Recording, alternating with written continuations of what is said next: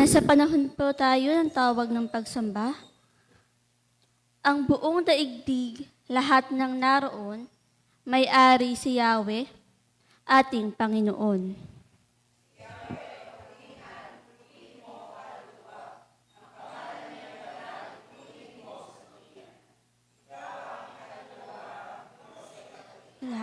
At huwag mong lilimutin yaong kanyang kabutihan.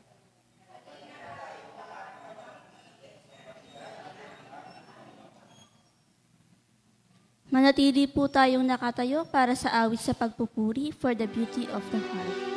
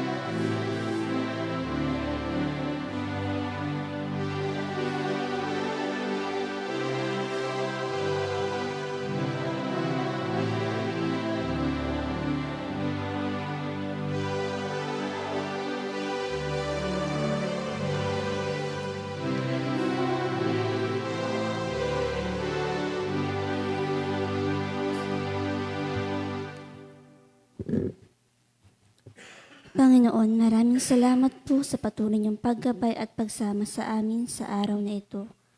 Maraming salamat po sa inyo pong paggabay, sa mga naririto po at sa mga pararating pa lamang, sa mga nanonood din po sa online.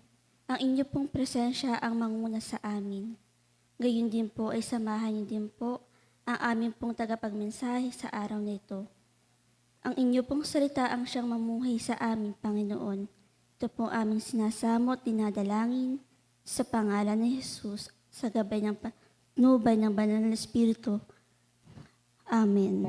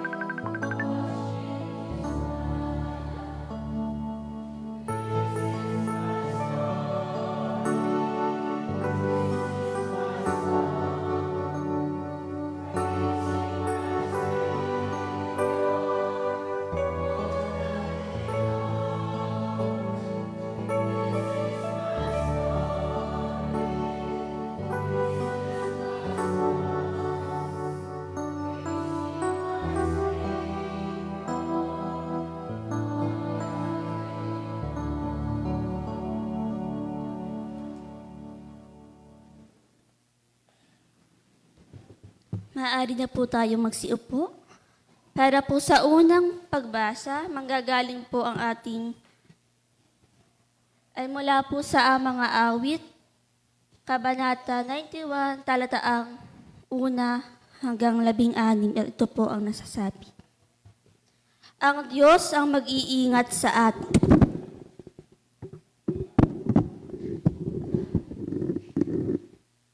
Siyang naghahangad ng pagkukupkop ng kataas-taasan at nananatili sa pagkalinga ng makapangyarihan, ay makakapagsabi kay Yahweh, muog ka't kanlungan, ikaw ang aking Diyos, ang Diyos na tangi kong pinagtiwalaan. Sa panganib at bitag, ika'y kanyang ililigtas. At kahit anumang matinding salot, ay di ka magdaranas. Lulukuban ka niya ng lilim ng kanyang malapad na pakpak. At sa kalinga niya ay palaging kang nakakatiyak. Iingatan niya at ipagsasanggalang pagkat siya'y matapat. Pagsapit ng gabi, di ka matatakot sa anumang bagay, maging sa gagawing bigla ang paglusob ng mga kaaway. Ni sa anong pamang darating na salot, pagkagat ng dilim, sa pagpuksay wala kang takot sa araw mang dumating. Kahit na mabuwal sa iyong harapan ang 1,000 tao, sa iyong paligid ang bilang ng patay maging 10,000, di ka matatakot at natitiyak mong di ka maaano. Ika'y magmamasid at sa panonood mapapatunayan iyong makikita taong masasamay pinaparusahan. Sapagkat si Yahweh ang iyong ginawang tagapagsanggalang at ang pinili mong mag-iingat sa iyo'y kataas-taasan. Di mo aabuting ika'y mapahamak, di mararanasan kahit anong uring mga paghihirap sa iyong tahanan. Sa kanyang mga anghel, ika'y itatagubilin saan mang dako maparoon, tiyak kang iingatan. Sa kanilang mga kamay, ika'y aalalayan, nang sa mga bato, paamoy hindi masasaktan. Iyong tatapakan kahit mga ahas o leyong mabaksik, di ka maaano sa mga serpiente at leyong mababangis. Ang sabi ng Diyos, ililigtas ko ang mga tapat sa akin at iingatan ko ang sinumang taong ako'y kikilalanin. Kapag sila'y tumawag, laging handa ako na sila'y pakinggan, aking sasamahan at kung may problema ay sasaklolohan. Aking ililigtas at ang bawat isa ay pararangalan. Sila'y bibigyan ko at gagantipalaan ng mahabang buhay at nakakatiyak tatamuhin nila ang aking kaligtasan. Maraming salamat po sa pagkabasa at pagkarinig ng banal na kasulatan.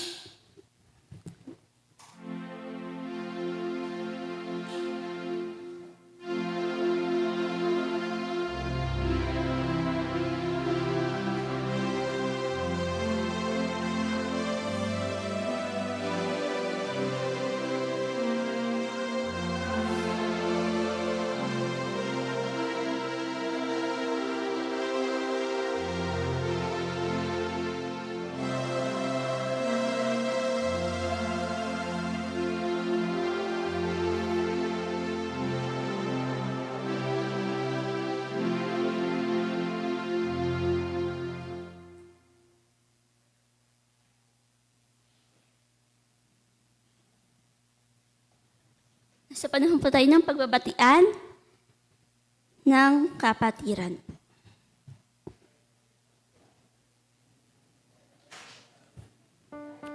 Ang biyaya at kapayapaan ng ating Panginoon ay sumainyong lahat.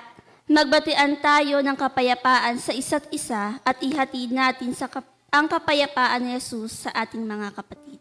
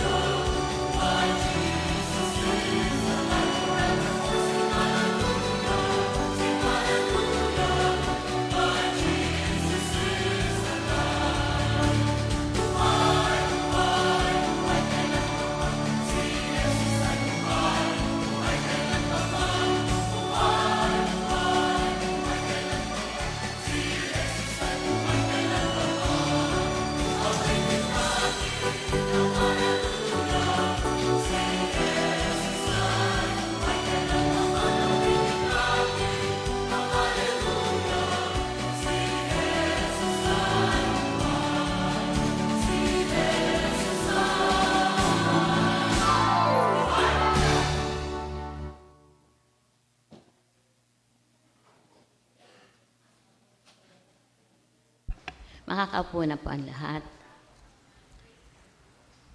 Tayo po'y manalangin. Sa iyo, O Diyos, kami ay nagkakatipon ngayong umaga. Kami nga po, Panginoon, ay nagsasama-sama upang kayo ay purihin namin sa magitan ng pag-aawitan, pakikinig na inyong banal na salita. Ganun din po, Panginoon, sa patuloy na fellowship ng bawat isa sa amin. Tunay nga po, Panginoon, pinupuri ka po namin sa kagandahang loob niyo sa amin. Sa mga ibinibigay niyo po sa amin, Panginoong, mga biyaya, sa pagpapagaling sa amin kung kami may mga karamdaman.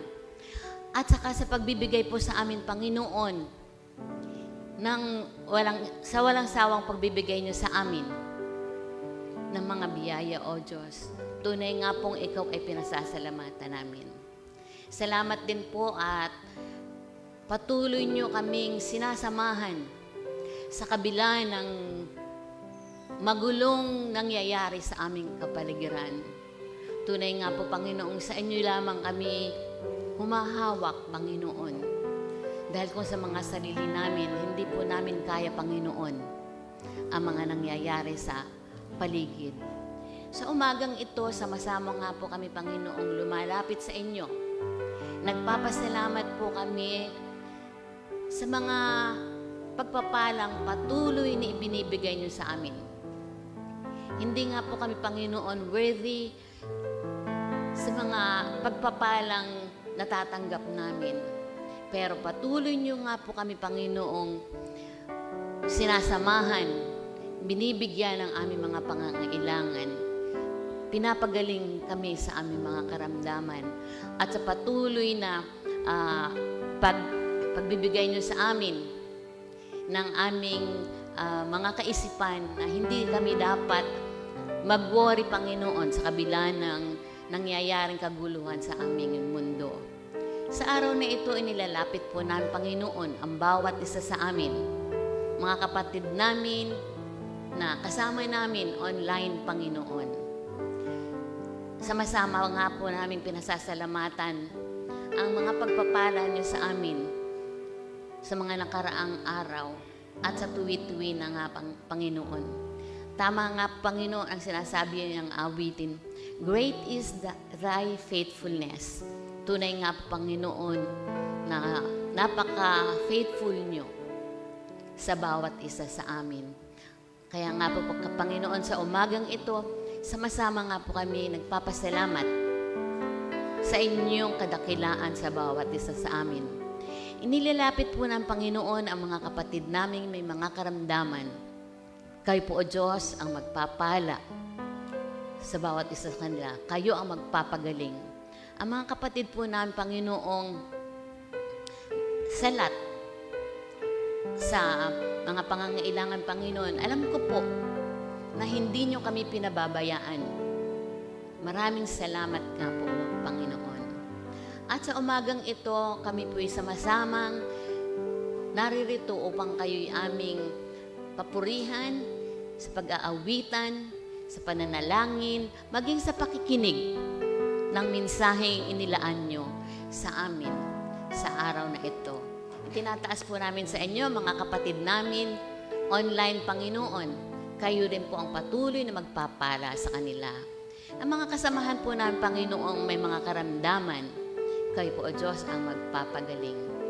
At itinataas nga namin, Panginoon, sa inyo ang aming pananambahang ito, Panginoon, na ito'y maging kalugod-lugod sa inyo, O Diyos.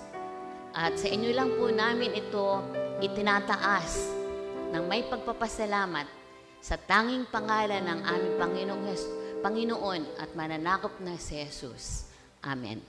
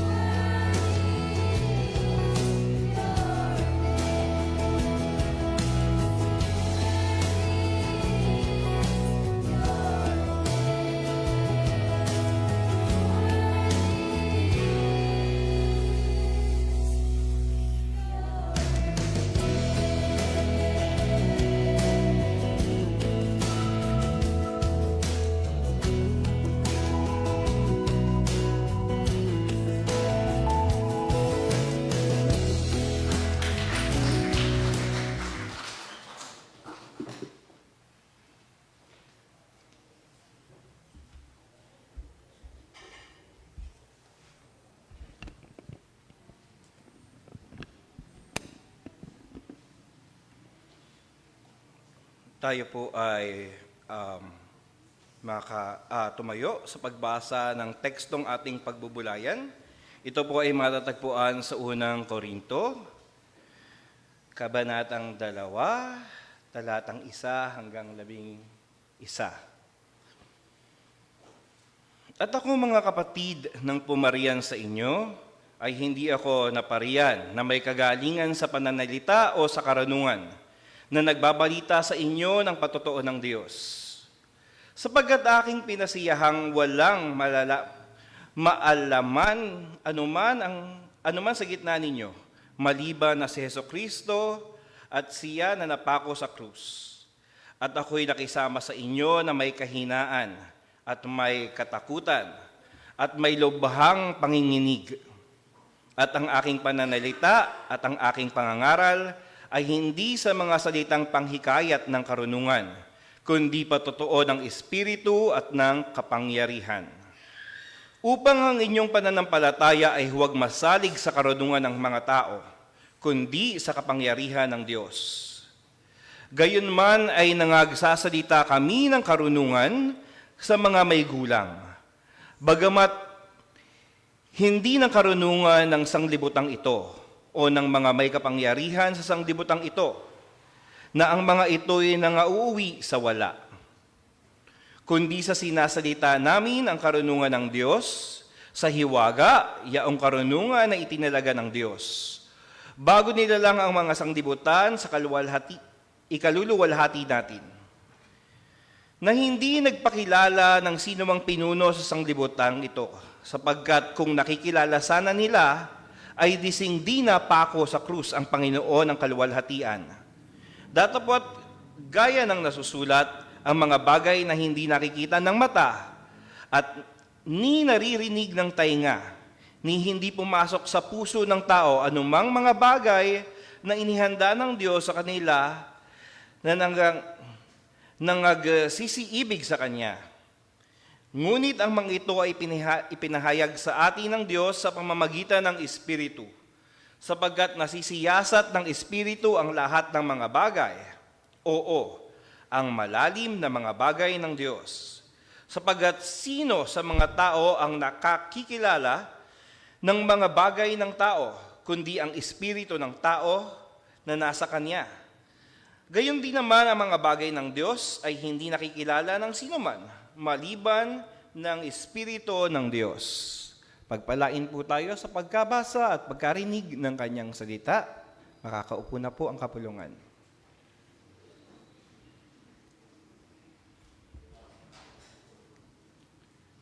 Hala, mainit dito. Nararamdaman ko yung Holy Spirit ngayon. Okay po. Ayan. So, sabi nga ni Lolo Rustic, pahanda po ng inyong 2 minuto at 1 oras para po sa mensaheng ito.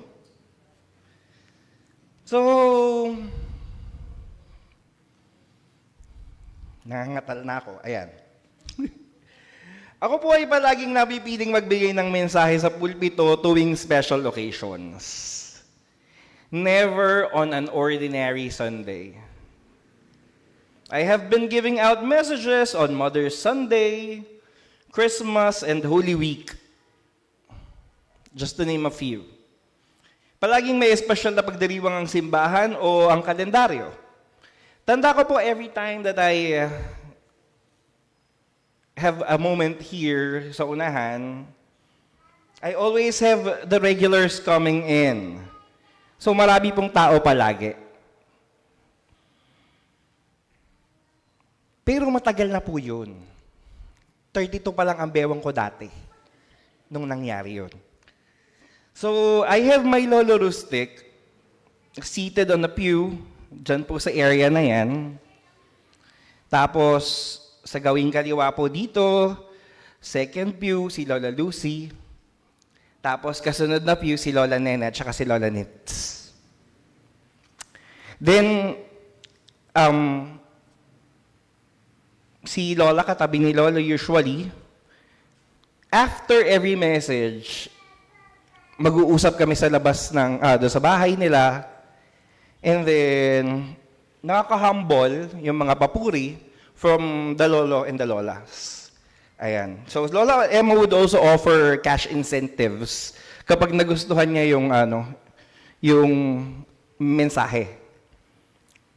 So, Lola, I'm expecting later. Ayan. And all of them seems to be very proud to see their apo standing here. And to my surprise, even some of our elders of the congregation would also praise the message. But that was, again, a very, very long time ago. The last time I was here on a Sunday was pre-pandemic. Nasundan ito last Christmas ng CIAF, na simbang gabi, and then today. Sabi ko kanina, pagising ko, ordinary Sunday ba to? The answer is no. Because a while ago, I realized I just received a gift. Kayo ba?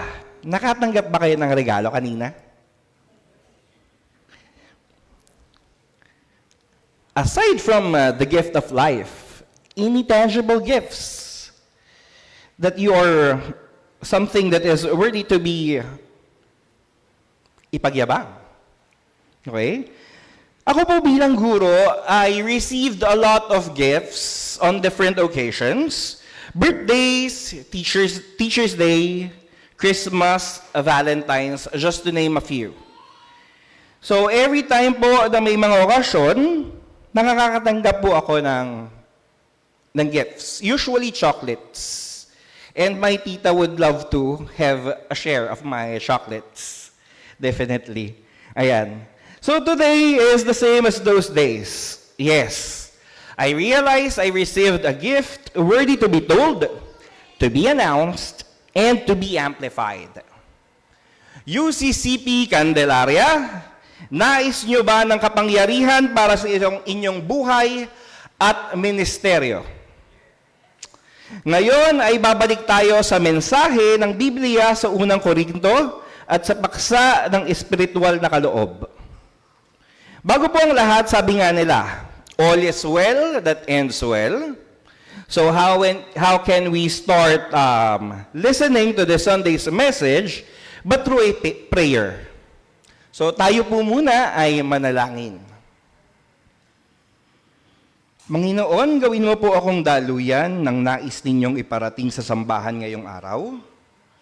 Gawin mo po akong kasangkapan para mapagtagumpayan ang mensaheng tutulong na makapagpabago ng aming buhay, makapagpalakas ng aming paniniwala sa Panginoon, at makapagpatibay ng aming pananampalataya sa inyo.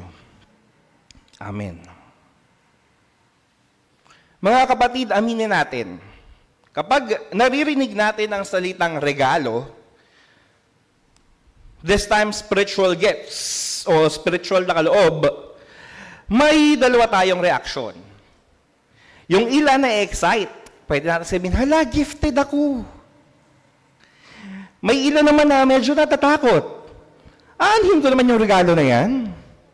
At may ibang nagtatanong, pwede bang pidiin? Parang combo meal, pwedeng pareho? Ngunit ang layunin ni Pablo ay hindi para takutin tayo, kundi para turuan tayo. Sabi niya, I do not want you to be uninformed. Napapanahon kahit ngayon. Marami pong uninformed sa atin.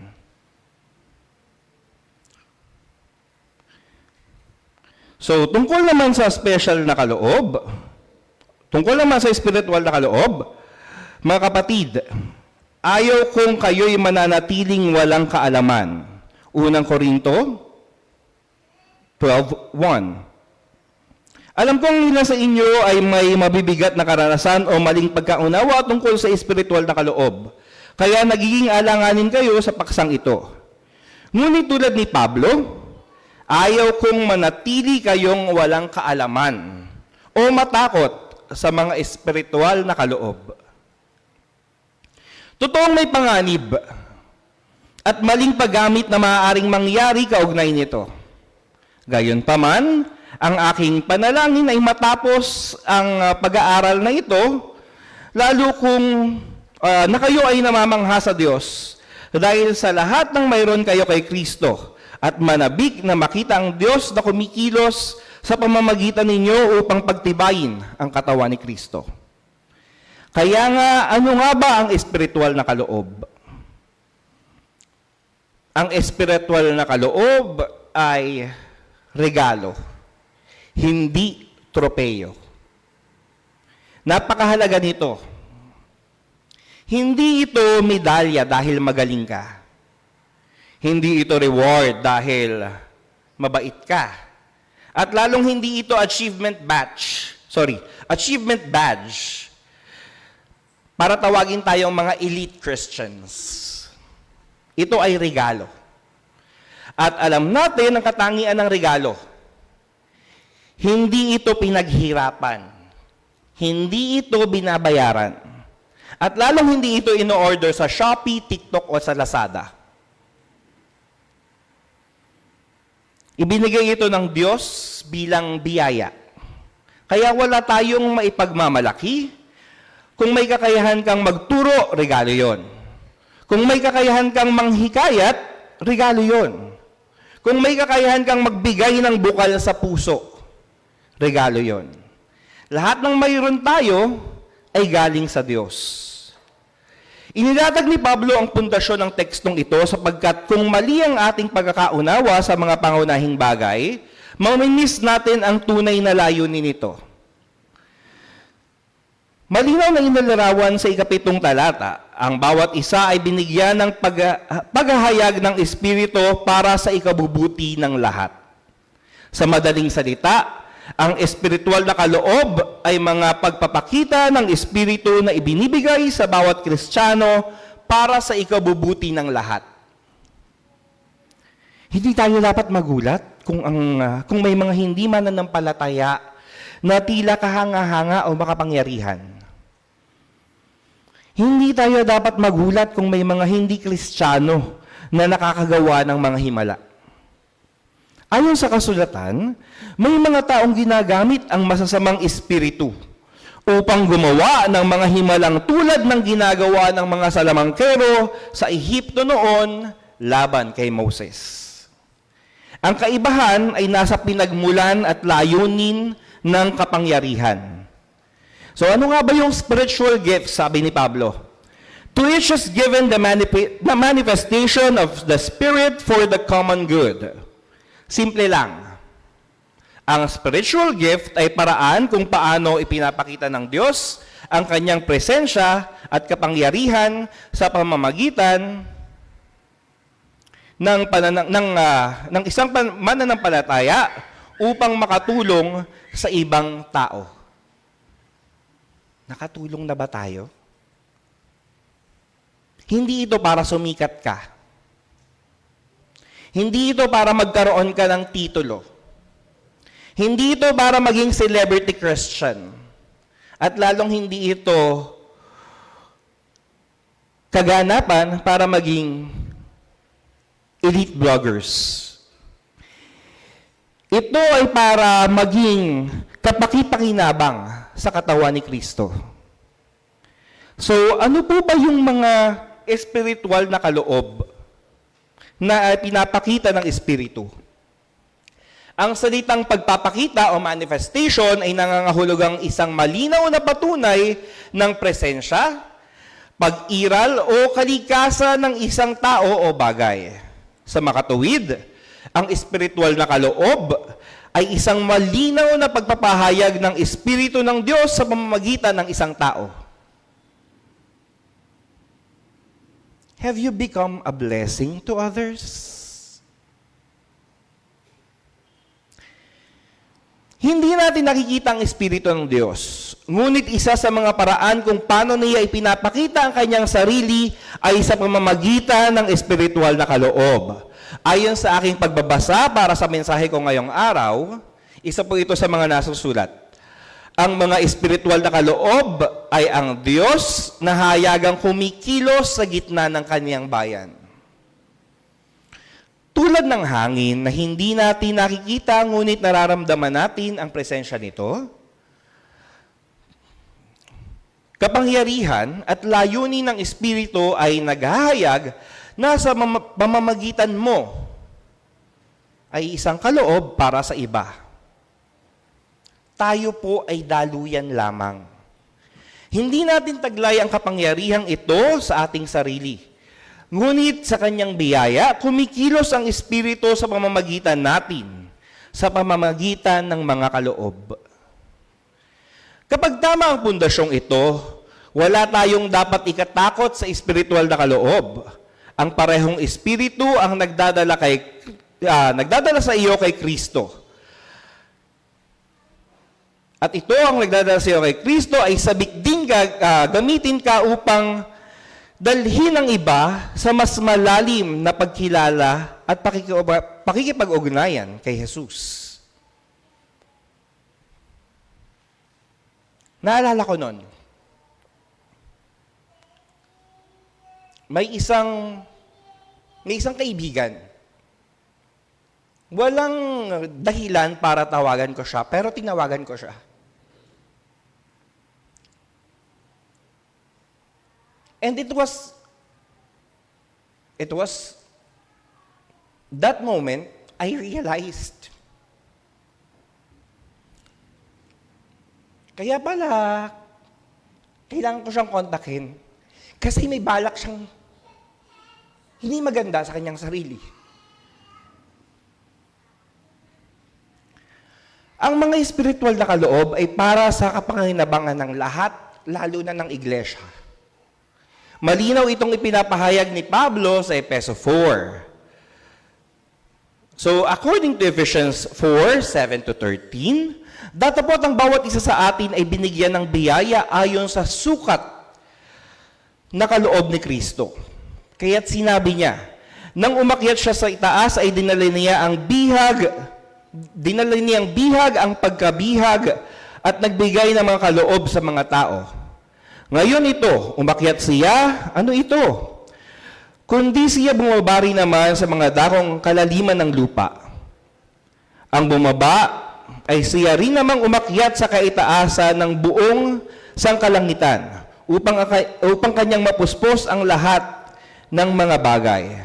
At pinagkalooban niya ang mga iba na maging mga apostol, at ang mga iba'y propeta, at ang mga iba'y ebanghelista, at ang iba'y pastor at mga guro. Sa ikasasakdal ng mga banal, sa gawaing paglilingkod, sa ikatitibay ng katawan ni Kristo, hanggang sa abutin natin lahat ang pagkakaisa ng pananampalataya at ang pagkilala sa anak ng Diyos, hanggang sa lubos na paglaki ng tao, hanggang sa sukat ng pangangatawan at kapuspusan ni Kristo. Ang mga kaloob ay binigay upang tulungan ng ibang mananampalataya na maging higit na katulad ni Jesus. Binili ni Jesus ang katubusan ng iglesia nang siya ay umakyat sa langit. Ibinuhos niya ang kanyang espiritu upang tulungan nating palaguin ang isa't isa tungo sa kapuspusan ni Kristo. Walang higit na dakilang kabutihan kaysa ang bawat lalaki, babae at bata ay maging higit na katulad ni Jesus upang makilala siya ng bawat tao sa bawat pamayanan sa pamamagitan ng iglesia. Ano po ba ang itsura ng mga kaloob na ito? May iba't ibang uri ng mga kaloob, ngunit iisa ang Espiritu. May iba't ibang uri ng paglilingkod, ngunit iisa ang Panginoon. May iba't ibang uri ng gawain, ngunit iisa ang Diyos na kumikilos sa lahat. May iba't ibang uri ng kaloob, paglilingkod at gawain. Huwag tayong magulat dito. Ngunit ang nagbibigay ng kapangyarihan sa lahat ng ito ay ang nag-iisang Diyos. Mapapansin po natin na binigyang diin ni Pablo ang Espiritu sa talata 4, ang Panginoon sa talatang 5, at ang Diyos Ama sa talatang 6. Pagkatapos ay binanggit niya ang ilan sa mga kaloob. Ang una pong kaloob ay salita ng karunungan. Words of wisdom. Ito ay kakayahang magbigay ng makadiyos na direksyon sa mahihirap na sitwasyon. May mga taong kapag may problema, or kapag may problema ka, 5 minuto lang silang kausap, parang may liwanag agad. Hindi dahil genius sila, hindi dahil honor student sila, kundi dahil binigyan sila ng Diyos ng karunungan. Halimbawa, may mag-asawang gusto ng maghiwalay. Lahat ng tao, sasabihin maghiwalay na kayo. Ngunit may isang mananampalataya na ginamit ng Diyos upang magbigay ng payo na nagdala ng pagkakasundo at paggaling. Iyon ay halimbawa ng salita ng karunungan. Pangalawa, salita ng kaalaman or word of knowledge. Ito ay may kakayahang maunawaan o malaman ng isang bagay na makatutulong sa iba. Minsan ginagamit ng Diyos upang ilantad ang pangangailangan ng isang tao. Bigla mong naisipang tawagan or kamustahin ang iyong kapatid. Pagkatawag mo, umiiyak pala siya at nangangailangan ng panalangin. Sasabihin niya, paano mo nalaman? Ang sagot, hindi ko alam. Pakiramdam ko lang kailangan kitang kamustahin. Minsan si God yung gumagawa ng ganoong paraan. Pangatlo, pananampalataya o gift of faith. Hindi ito ordinaryong pananampalataya na mayroon ang lahat ng Kristiyano. Ito ay espesyal na kakayahang magtiwala sa Diyos kahit imposible ang sitwasyon. Halimbawa po, habang ang lahat ay nagsasabing hindi na mangyayari yan, that's too impossible to happen. May isang taong mananatili yung katatagan niya at sasabihin niyang hindi siya bulag sa problema dahil mas malaki lang ang tingin niya sa Diyos kaysa sa problema. Pang-apat, mga kaloob ng pagpapagaling. Ginagamit ng Diyos ang ilang tao bilang instrumento ng kanyang pagpapagaling. Hindi dahil doktor sila, o hindi dahil may kaalaman lang sila sa medisina. Hindi sila ang nagpapagaling. Diyos ang nagpapagaling. Importante yung pagkakaiba. Hindi tao ang bida. Diyos ang bida. Our simple humor can be a blessing to others. Kasi minsan, or madalas, laughter is the best medicine. So if we are able to uplift the spirit of others through happiness, that is a gift. Panglima, ang paggawa ng mga himala. Sabi nga ni Nora Honor, walang himala. Ang himala ay nasa puso ng tao. May mga pagkakataong kumikilos ang Diyos ng higit sa natural na paliwanag. Ginagawa niya ito upang ipakita ang kanyang kapangyarihan at kaluwalhatian. Ngunit tandaan, hindi natin hinahabol ang himala. Hinahabol natin ang Diyos. Na kapag nakuha mo ang Diyos, nasa Kanya rin ang himala. Pang-anim, propesiya. Isa ito sa pinakamaling nauunawaan ng tao. Ang propesiya ay hindi tungkol sa paghuhula or panghuhula sa hinaharap. Mas madalas sa Biblia, ito ay ang pagsasalita ng mensahe ng Diyos upang palakasin, paalalahanan o hikayatin ang kanyang bayan. May isang kapatid na lumapit sa iyo at nagsabing, huwag kang sumuko. Nakikita ko kung paano ka ginamit ng Diyos. At iyon mismo ang kailangan mong marinig araw-araw.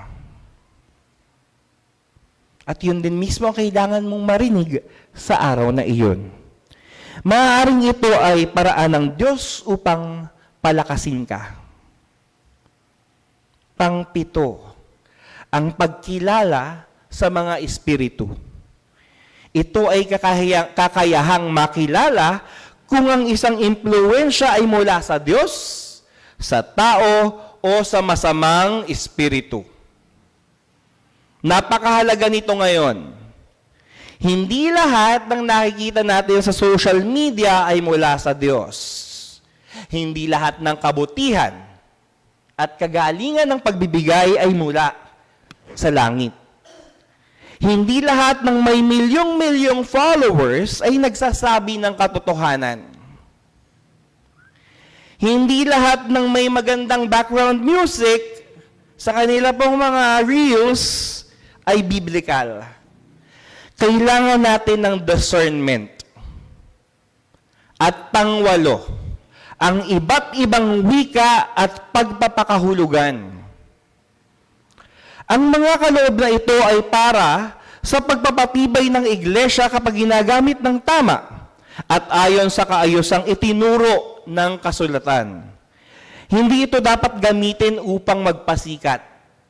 At hindi rin ito dapat gamitin upang sukatin kung sino ang mas banal. At sinabi niya sa Biblia, ang lahat ng ito ay pinapagana ng iisa at parehong espiritu na nagbibigay sa bawat isa ng ayon sa kanyang kalooban. Handa na ba tayong tanggapin ang mga regalong ito o kahit isa sa mga regalong ito upang ipamuhay natin ang Panginoon sa ating iglesia at makita tayo ng ibang tao na gawin ang mga gawaing itinakda para sa atin. Paano nga ba natin matutuklasan ang inyong espiritual na kaloob? 8 to. Baka isa, baka 2, o lahat ng 8 nasa atin. Una, maglingkod sa iba at hayaang kilalanin ito ng iglesia. Hindi ito simpleng proseso ng pagtuklas sa sarili. Habang naglilingkod ka sa katawan ni Kristo, unti-unting lilitaw ang mga kaloob na binigay sa iyo ng Diyos. Makikita ang mga ito sa kanilang patuloy na pagiging kapaki-pakinabang at na mapapatunayan ng ibang mananampalataya. Hindi mo matutuklasan ng iyong kaloob kung hindi ka aktibong naglilingkod. Pangalawa, maaaring bigyan ka ng Diyos ng isa o higit pang kaloob. Maaaring may mga pangunahing kaloob or may pangunahing kang biyaya na ginagamit ng madalas. Ngunit maaari ring pagkalooban ka ng Diyos ng iba pang kaloob depende sa pangangailangan ng pagkakataon. Pangatlo, huwag kang mainggit sa kaloob ng iba.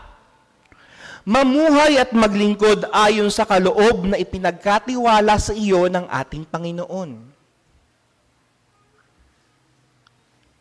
Ngayon tingnan natin ang ilan sa mga kaloob na binanggit ni Pablo. Isang nakakatuwang katotohanan sa ating iglesia at sa ating pamumuhay bilang tao. Minsan gusto natin yung kaloob ng iba. Yung marunong kumanta, gustong maging singer. Yung magaling magturo, gustong maging preacher. Yung mahusay mag-lead, gustong maging leader, of course. Pero isipin mo to. Kapag lahat ay gustong maging mikropono, sinong magiging speaker? Kung lahat tayo ay speaker, sino sa atin ang makikinig? Kapag lahat ay gustong maging pastor, sino ang maghahanda ng mga upuan? Kung lahat tayo gustong maging ulo, sino ang ating magiging mga kamay? Ang katawan ay gumagana dahil iba-iba ang bahagi nito. Ganon din sa iglesia. Meron tayong itinakdang gawain na para sa atin. Para sa mga magulang, paano ko magagamit ang aking kaloob upang akayin ang aking pamilya kay Kristo? Remember, tahanan ang unang ministry. It's not from the people of the church. It's not from your neighbor. It is from our family. Para sa mga kabataan, huwag isipin na bata ka, kaya wala ka pang maiambag.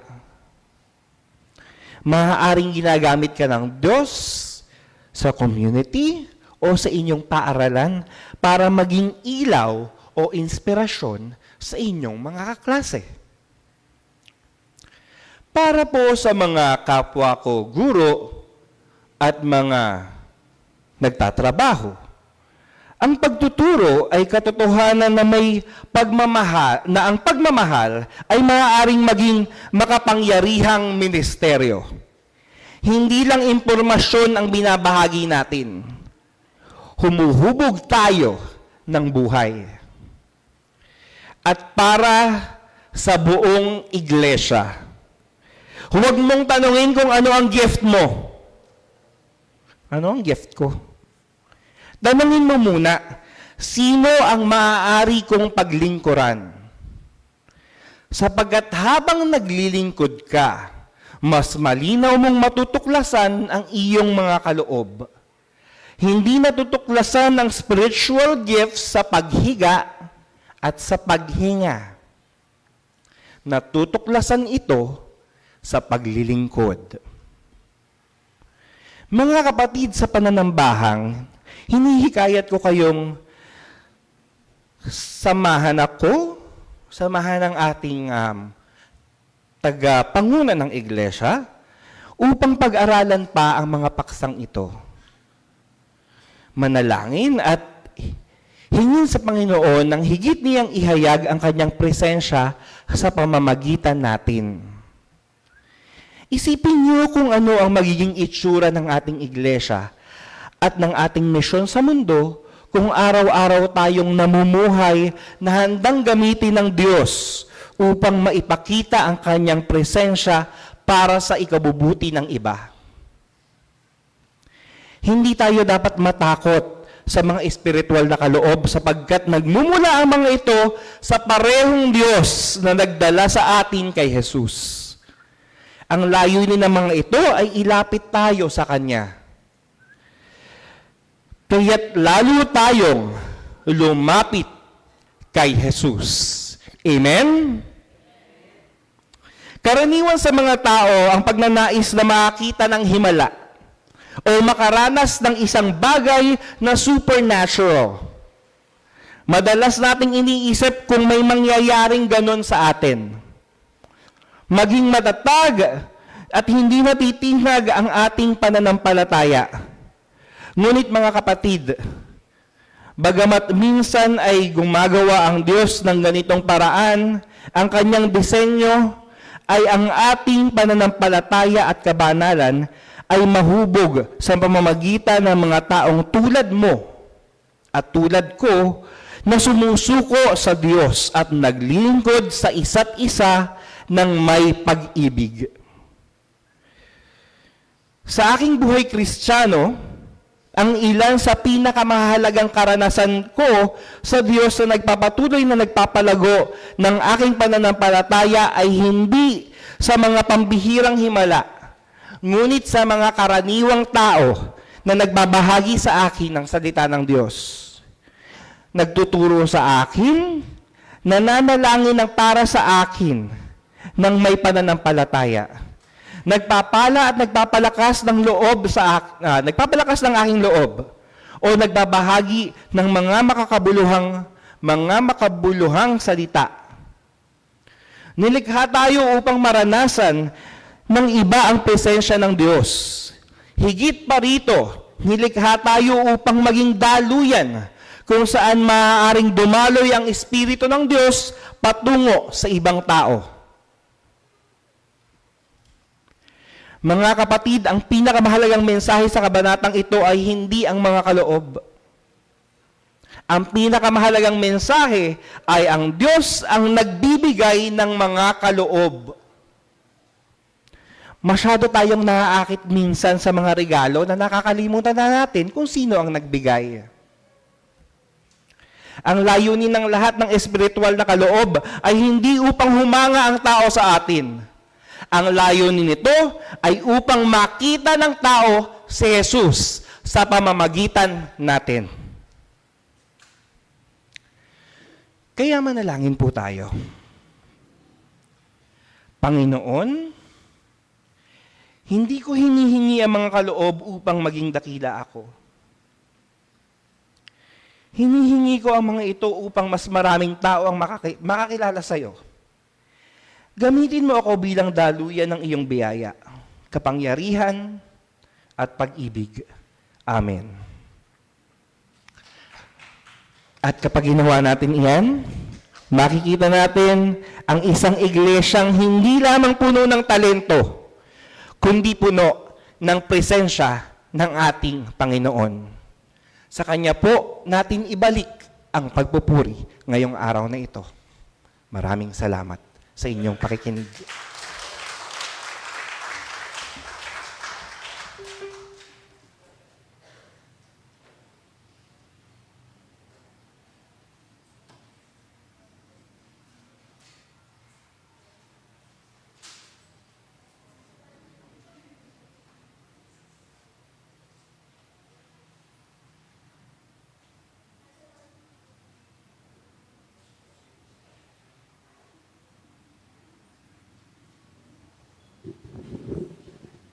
Yan, okay na po.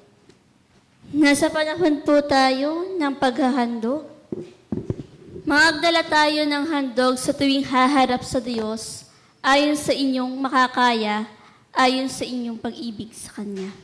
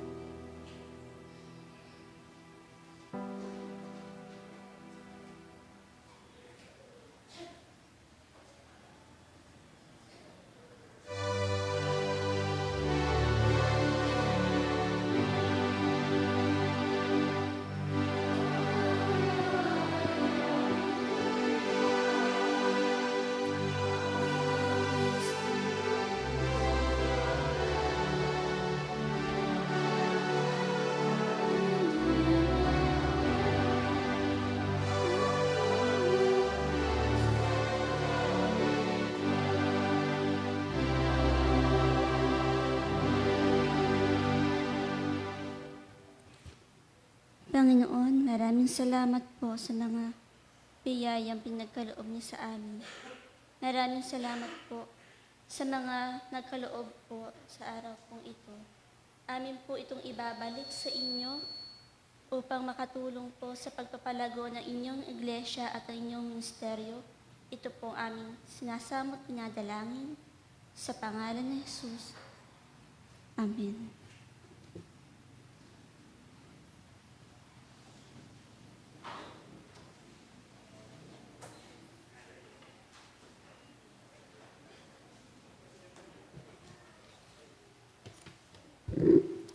Welcome po sa bawat isang naririto.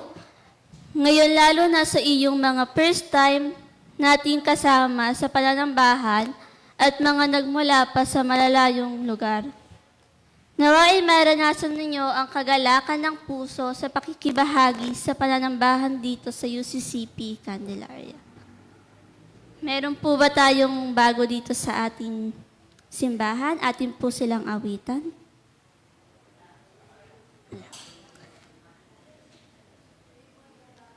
Maligayang kaarawan po sa mga nagdiriwang at magdiriwang ng kanilang kaarawan.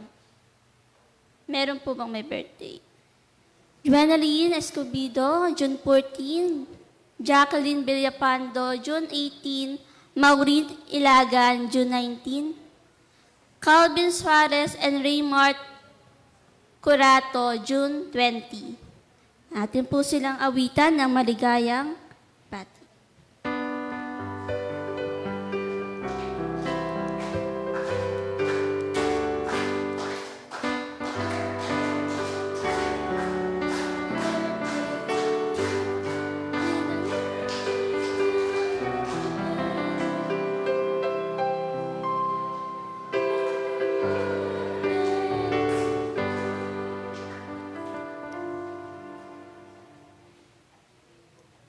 Sa mga happy wedding anniversary po sa ating mga nagdiriwang ng kanilang anibersaryo, Jamie and Myra Lugayo, June 18. Sino pa po?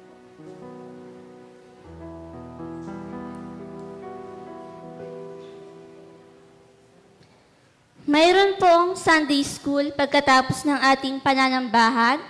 Magkakaroon din po tayo ng pagpupulong, tanging pagpupulong ang konsilyo pagkatapos ng Sunday School. Magkakaroon po tayo ng congregational meeting sa darating na linggo, June 21, 2026. Iuulat po rito ang annual financial report and proposed budget at pastor's report. Kung may iba pa pong mga ulat tungkol sa mga kanilang organization, ay mangyari na lamang na pumunta po dito sa unahan.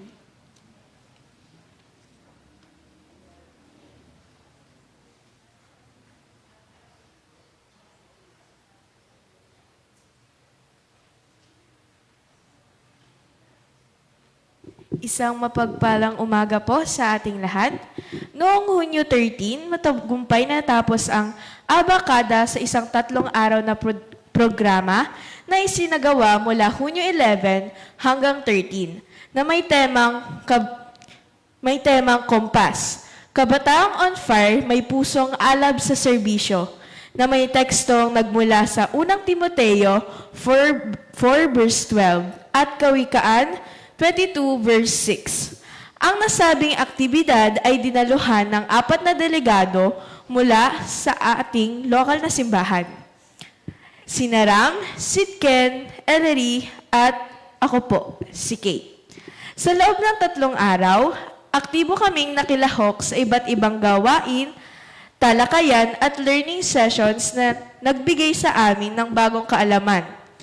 Mahalagang aral at makabuluhang karanasan na tiyak na aming magagamit sa aming paglilingkod at pakikilahok sa ilang gawain ng simbahan.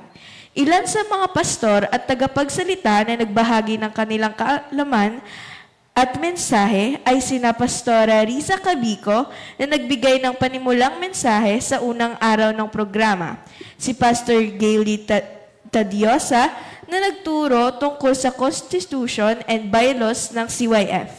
Si Pastor Riz Benbico na nagtalakay tungkol sa kasaysayan ng UCCP at CYF. Si Pastor Robert Eslabon na nagturo tungkol sa mahalagang papel o role of CYF sa simbahan at si Doc Pipoy na nagturo ng prophetic ministry at ecumenism. Naging matagumpay rin ang programa sa tulong ng masisipag na staff na sina Ate Rich Ann, Kuya Jared, Kuya Gian, Ate Joyce, Ate Risa, Ate Zian, at Kuya Daniel, na naging katuwang sa pagsasagawa ng iba't ibang gawain at aktibidad sa buong programa. Lubos kaming nagpapasalamat sa lahat ng mga pastor, tagapagsalita, staff at mga taong nagbahagi ng abakada para sa kanilang oras, pagsisikap at dedikasyon upang maging makabuluhan, matukumpay ang nasabing programa. At ngayon naman po, upang magbahagi ng kanyang mga natutunan at naging karanasan sa nasabing programa, narito po ang isa sa mga delegado, si Shidken.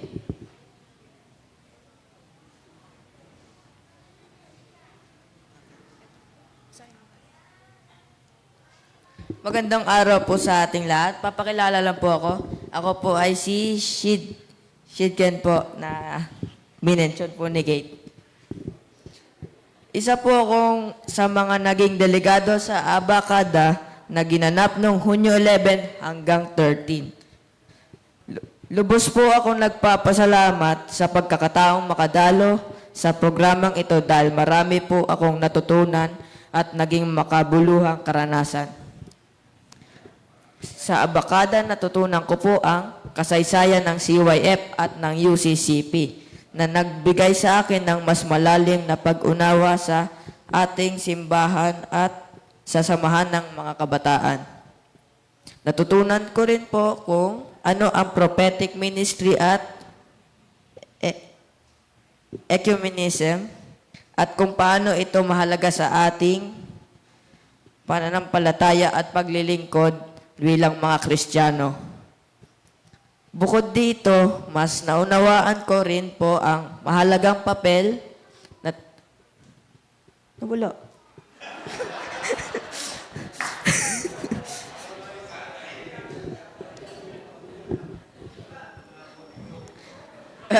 Bukod dito, mas naunawaan ko rin po ang mahalagang papel ng kabataan sa simbahan.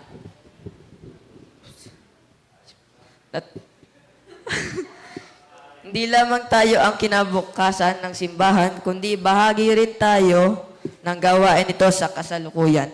Tayo ay tinatawag na maging aktibo sa paglilingkod, pagpapalaganap ng mabuting balita at pagiging mabuting halimbawa sa ating kapwa. Maraming salamat po sa lahat ng nagbigay ng pagkakataon upang makadalo kami sa Abacada.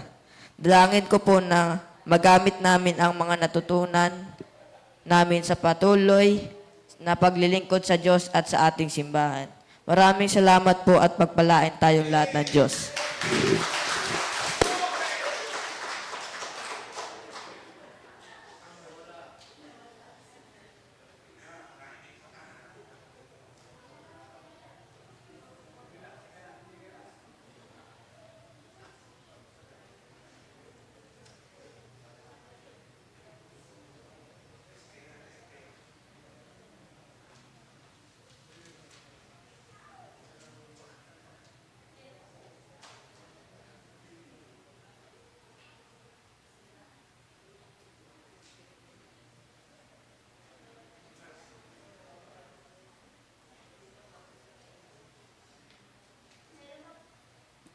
Meron pa po kayang nais magbahagi ng mga balita?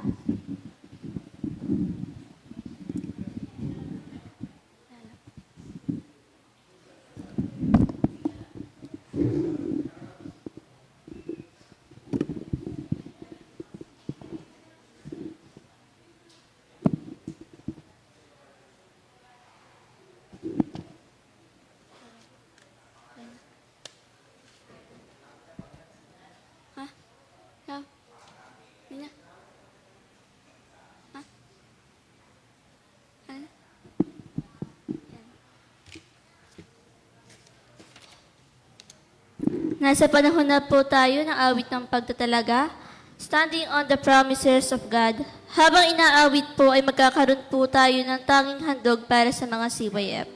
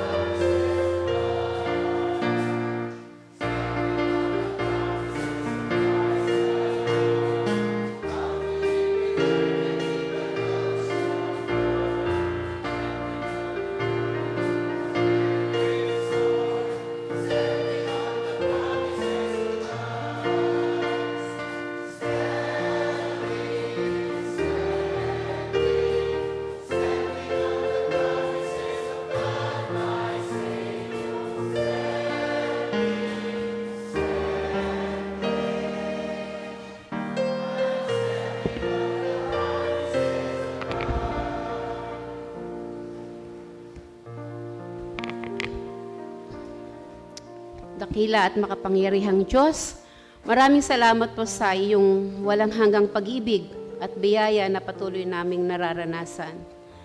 Salamat po sa buhay, kalakasan at mga biyayang ipinagkakaloob niyo sa amin. Salamat po sa naging tagapagmensahe sa araw na ito kay kapatid na Gideon.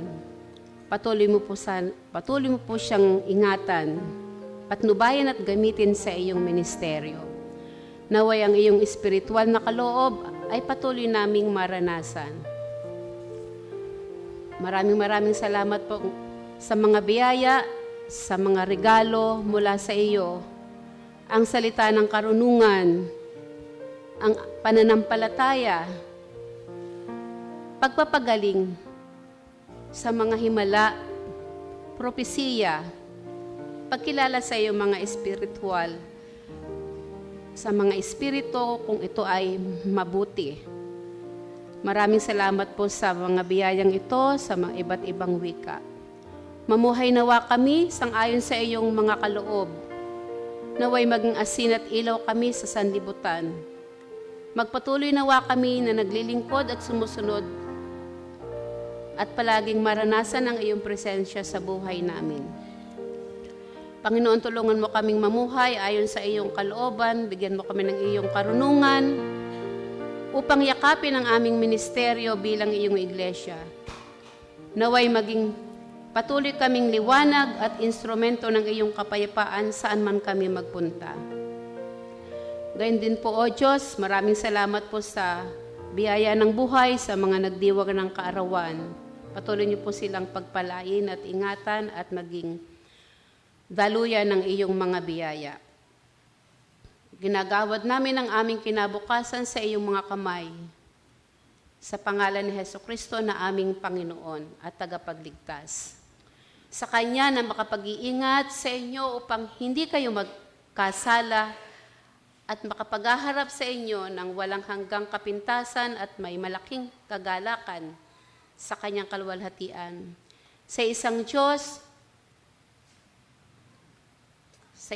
Diyos na aming tagapagligtas sa pamamagitan ni Hesukristo na Panginoon natin. Sa Kanya ang kaluwalhatian, kadakilaan, kapamahalaan at kapangyarihan, mula noong una, ngayon at magpakailanman. Amen.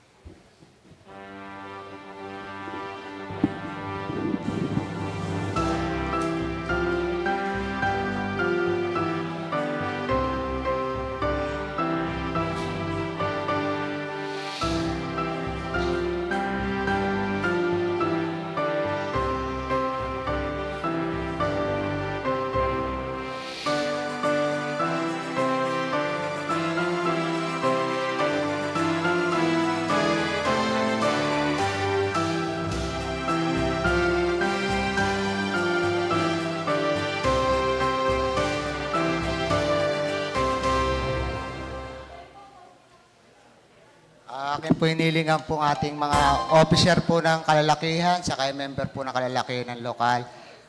Saglit lang po tayong magmi-meet po lang. Mga 5 minutes to 10 minutes lang po. Salamat po.